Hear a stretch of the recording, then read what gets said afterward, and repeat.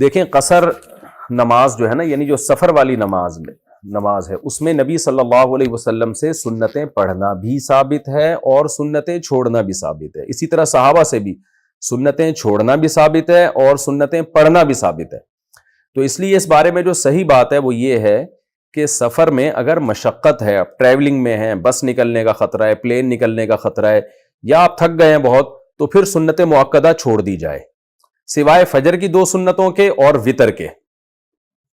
وطر تو بہرحال ہر صورت میں پڑھنے پڑیں گے کیونکہ وہ واجب ہیں. ان کے واجب ہونے کے دلائل کیا ہیں یہ بھی اس کا موقع نہیں ہے، اس پہ میں پہلے بھی بات کر چکا ہوں، مزید کبھی بات کروں گا، کیونکہ وہ لازم ہے شریعت میں اور اس کا چھوڑنا جائز کسی صورت میں نہیں ہے. باقی فجر کی 2 سنتیں بھی حتی الامکان کوشش کریں پڑھیں. اگر بہت ہی زیادہ جلدی ہے تو پھر وہ بھی چھوڑی جا سکتی ہیں، اگر جیسے ٹرین نکلنے کا خطرہ ہو گیا ہے. باقی سنتیں اگر تھکاوٹ ہے تو چھوڑ دیں، اور عام طور پہ ٹریولنگ کے دوران مشکل ہوتی ہے، لہٰذا ٹریولنگ کر رہے ہیں، جا رہے ہیں تو پھر چھوڑ دیں.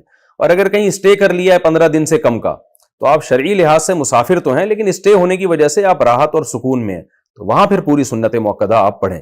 تو اس طرح سے دونوں طرح کی احادیث میں تطبیق ہو جاتی ہے.